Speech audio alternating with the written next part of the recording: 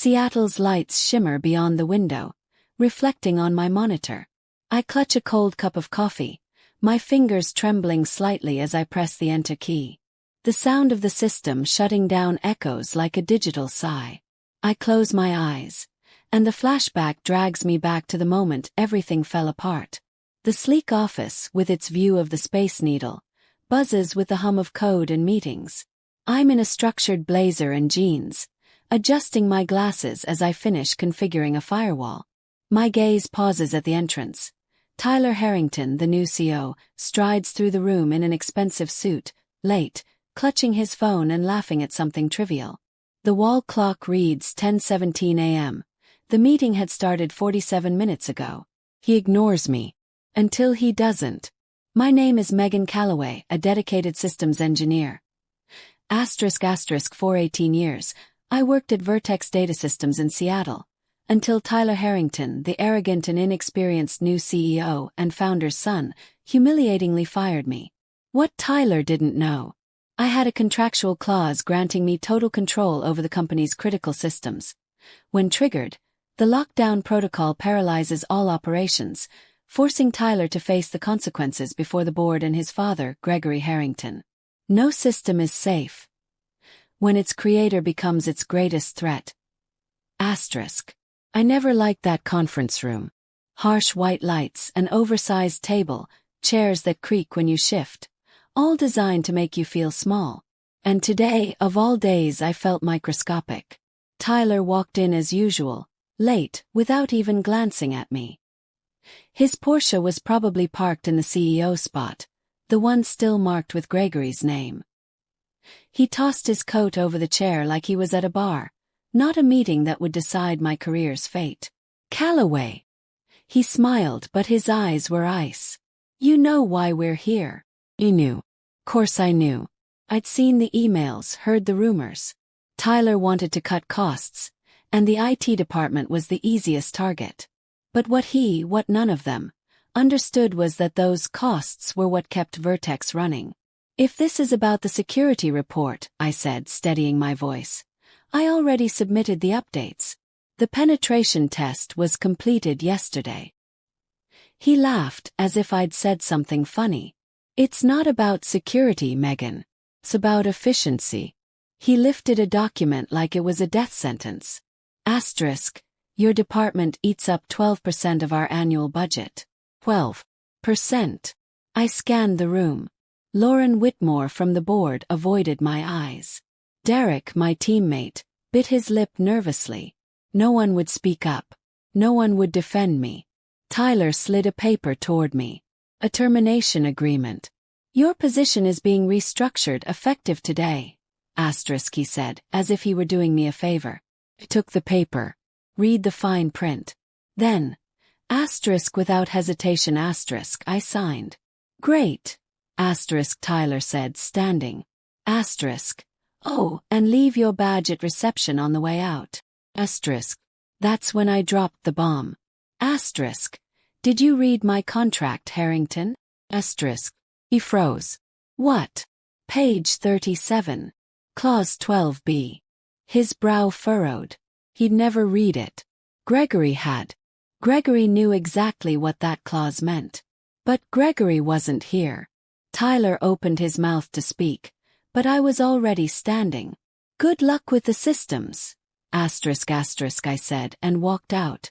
As the elevator descended, as I crossed the lobby for the last time, as the security guard looked at me with pity, I already knew what came next. Because if Tyler thought firing the person who built Vertex's foundation would have no consequences, he was about to learn the most expensive lesson of his life. And I was going to be the teacher. The apartment was silent when I arrived, save for the constant hum of my computer, that comforting sound reminding me the systems were alive, breathing data like digital oxygen. I tossed my bag on the couch and went straight to my workstation. I didn't even have to think. Every movement was automatic, as if my fingers already knew what to do before my brain processed the rage. The blue screen illuminated my face as I typed my credentials one last time. Did Vertex really think they'd cut me off from the system? Funny.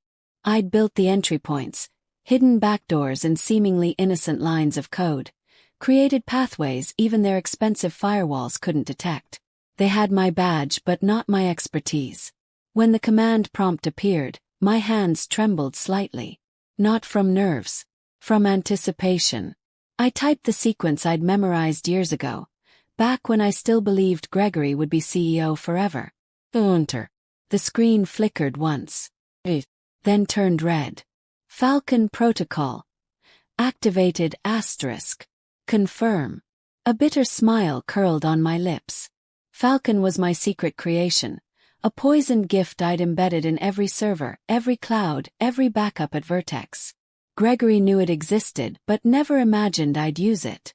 Only in an emergency, he'd said. Well, if losing my job after over a decade of loyalty wasn't an emergency, I didn't know what was. In the corner of the screen, small icons began flashing red, one by one. Perl, offline. Offline. Client databases. Offline. Remote access. Denied. I could almost hear the chaos spreading through Vertex's halls 12 blocks away.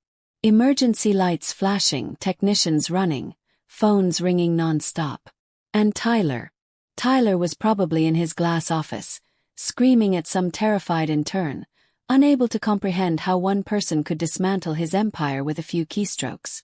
He didn't realize it wasn't just keystrokes. It was a decade of accumulated knowledge, of sleepless nights fixing errors no one else saw, of building the systems that held everything together. My hand hovered over the keyboard. One last thing to do. I opened my email and drafted a short message, addressed only to Tyler. You called me obsolete. Ask your board how long a company survives when its real operating system walks out the door. I didn't sign it. He'd know who it was from. I shut off the monitor and went to the window, gazing toward South Lake Union. Somewhere out there, a company was learning the hard way the value of the person they discarded so easily. And me. For the first time I felt at peace. 2 days passed since I activated Falcon. 2 days of non-stop calls, blocked numbers, desperate emails, even messages from colleagues trying to mediate. I ignored them all. The real show was happening at Vertex's offices, and I didn't need to be there to watch the circus burn. Derek gave me the details against my will. He showed up at my door on the third morning, dark circles under his eyes, holding a cheap convenience store coffee. You need to see this, he said, shoving his tablet at me. A recording of the investors' meeting played. Tyler, in a wrinkled suit, struggling to explain why Vertex's core systems had been down for 48 hours. His usually confident voice cracked like thin ice under pressure. We have the situation under control, he lied, while the screens behind him blared red error messages. It escalated fast after that. Leaked emails showed the CFO resigning mid-Zoom call, stating plainly he wouldn't work for a boy playing CEO. California investors backing out of a $30 million deal. And then, the crown jewel. Derek laughed as he showed me the video. Tyler in the parking lot, screaming into his phone, probably at his father. The camera shook as he hurled it at his brand new Porsche, leaving a crack in the windshield that would cost more to fix than my monthly salary. He's desperate, Derek said, taking the tablet back. The board called an emergency meeting tomorrow. Bet my bonus they're firing him. I just nodded, pretending to be surprised. But inside I was tracking every move. Falcon wasn't just a lockdown, it was a learning system. It recorded every failed attempt to bypass it, every wrong password entered, every frantic order Tyler barked at his tech team. All logged, all documented. That night, as I sipped cheap wine on my balcony, I got the alert I'd been waiting for. An email from Falcon's private server. Tyler had tried to access my personal files, digging for leverage. The system didn't just block him. It automatically forwarded the evidence straight to Gregory Harrington's inbox. I smiled against the rim of my glass. Tyler wasn't just falling. He was digging his own grave, and I'd handed him the shovel. When I closed my eyes that night, I could still see his face in the conference room. You're obsolete. Asterisk now the whole world could see who really brought no value. A learning system. Asterisk it monitored every failed attempt to circumvent the problem, every incorrect password entered, every desperate order Tyler barked at his tech team. All logged. All documented. That night, as I sipped cheap wine on my balcony, I received the notification I'd been waiting for. An email from Falcon's private server. Tyler had tried to access my personal files, searching for weakness, for leverage. The system didn't just block the attempt, it automatically forwarded the evidence straight to Gregory Harrington's inbox. I smiled against the rim of my glass. Tyler wasn't just falling. He was digging his own grave, and I'd handed him the shovel. When I closed my eyes that night, I could still see his expression in the conference room. Asterisk, you're obsolete. Asterisk now the whole world saw who truly brought no value. The rich aroma of artisan coffee hit me as I entered the Starbucks Reserve Roastery, a stark contrast to the scent of burnt coffee and desperation that always lingered at Vertex. Gregory was already there, seated at a discreet mezzanine table with 2 cups waiting. Even ill, the old Harrington maintained that posture that once commanded boardrooms. "You look exhausted," were his first words when I sat down. "No hello. No how are you?" Gregory always went straight to the point. I studied his weathered face. He'd aged 10 years since I'd last seen him. "And you look sick," I replied bluntly. Asterisk, you should be resting, not cleaning up your son's mess. He smiled, that tired smile of someone who'd predicted all this. His fingers drummed the table before sliding a brown envelope between us. 15% of Vertex shares, he said simply. Asterisk plus a retention bonus. All I need is for you to come back and deactivate that protocol of yours. Asterisk. I eyed the envelope like it held snakes. 15% was more than any non-Harrington employee owned. It was a fortune. It was power. It was everything I was supposed to want. Yet, you know this isn't about money, Gregory. Asterisk my voice came out harsher than intended.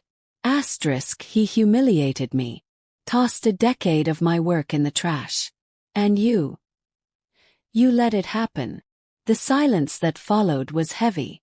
Gregory gazed out the window where Seattle's drizzle had begun.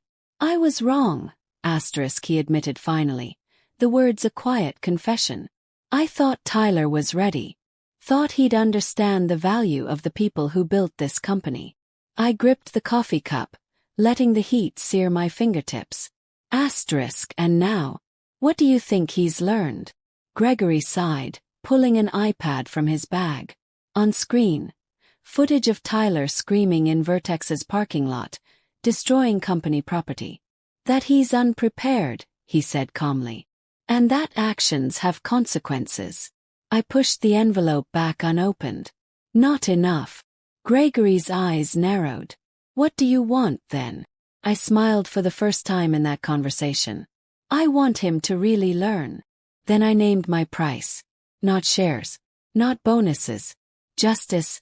Gregory listened in silence, nodding occasionally. When I finished, he simply shook his head. You'd be surprised, asterisk he said, rising with difficulty, asterisk. But I'd already considered something similar. Asterisk. As I watched Gregory leave, leaning on his cane, I realized he might never have lost control like I'd assumed.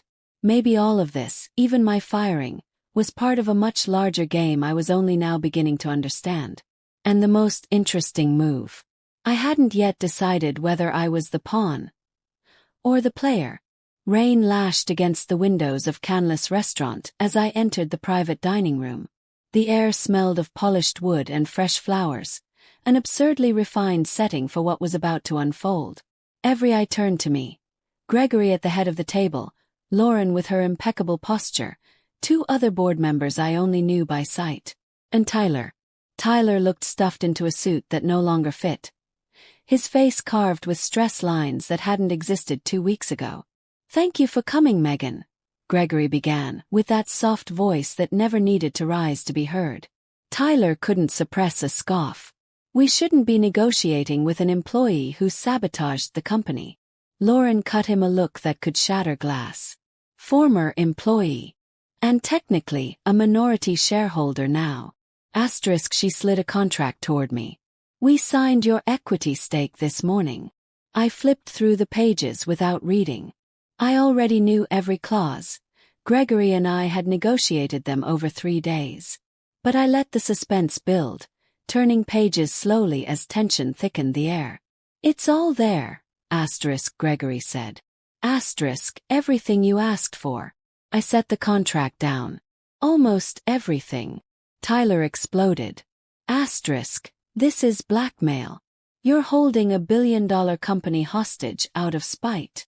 I turned to face him, slow as a predator. No. I'm collecting the price for underestimating the person who kept your sandcastle standing. Asterisk, the room was so quiet, even the rain outside seemed to pause. Asterisk, I have 3 additional conditions. Asterisk. Gregory inclined his head. Proceed. First, a public LinkedIn apology acknowledging my firing was a strategic error. Tyler choked. You want me to. Second, asterisk, I continued, ignoring him, asterisk, retention bonuses for the entire IT team. They're not responsible for your inflated ego. Asterisk. Lauren's lips quirked as she noted this on her tablet. And third, asterisk, here, my voice finally wavered. Asterisk, Tyler is removed from the board. Permanently. Asterisk. The silence that followed was so thick you could have cut it with a dessert knife gleaming beside Gregory's plate.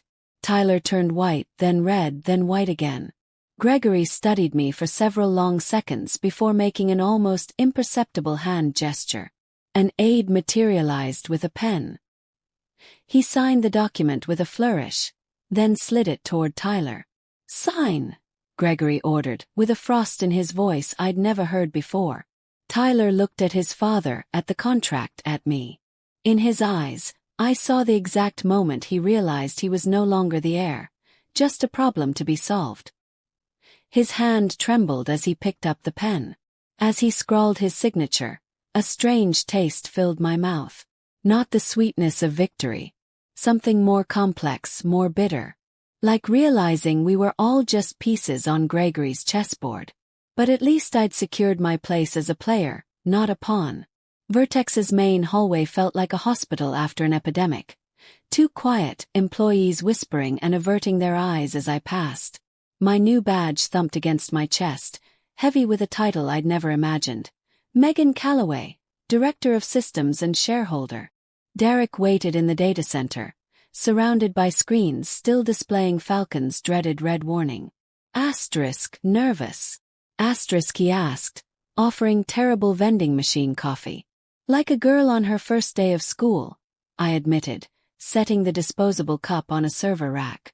My fingers hovered over the keyboard for a second before beginning to type. The code flowed like music, each line undoing what I'd created.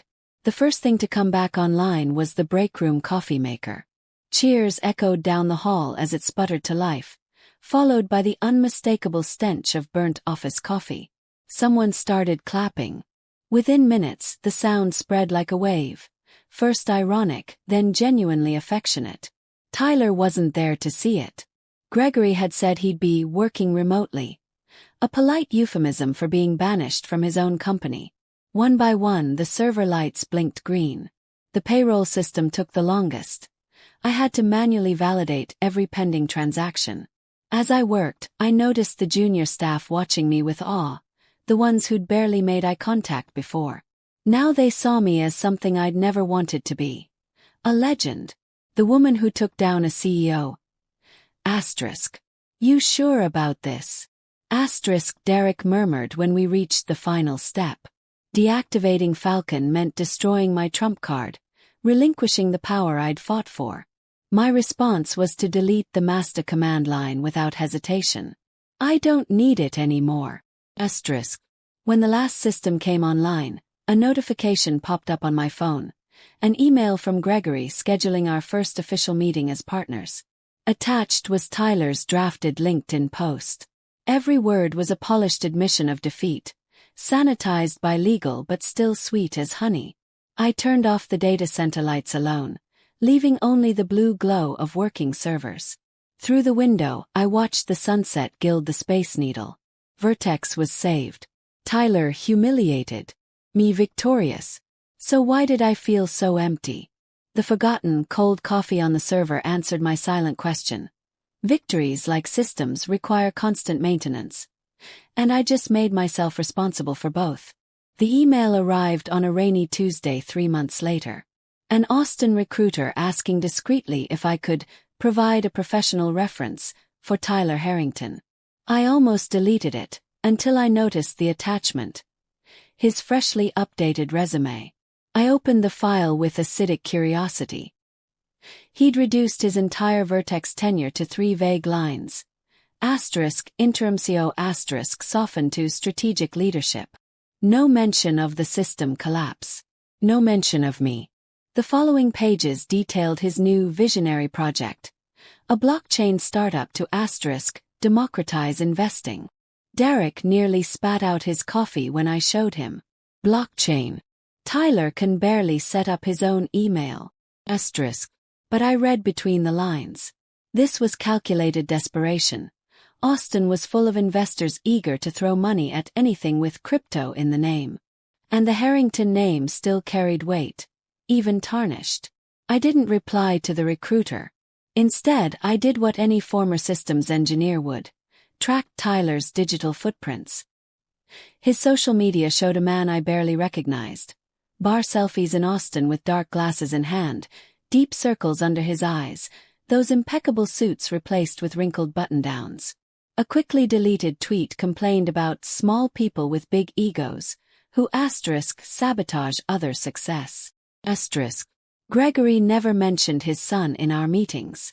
But sometimes, when discussing high-risk strategies, I'd catch him pausing at the framed photo on his desk. Tyler smiling on his first day as interim CO, before everything collapsed. 6 months later, a Crunchbase alert popped up. Tyler's startup had folded after burning through $2 million without launching a single product. The article cited creative differences and market shifts, but the comments told the real story. Furious investors, unpaid employees, and Tyler disappearing to Mexico for 3 weeks of reflection. Then one night, as I reviewed Vertex's firewall codes, an unexpected notification arrived. A LinkedIn connection request. Taylor. His profile now listed independent consultant, with a stern headshot from a budget studio. I accepted without comment. My victory should have tasted sweeter. But closing my laptop that night, I kept remembering Gregory's expression at our last meeting. How he'd watched rain lash the windows and muttered, almost to himself, "I raised him to inherit an empire." I didn't know I was building his cage. Maybe Tyler and I had more in common than I admitted. We were both hostages to Gregory's legacy. The only difference, I'd turned my prison into a throne. My Bellevue office barely fit 2 desks and a server rack, but it was mine.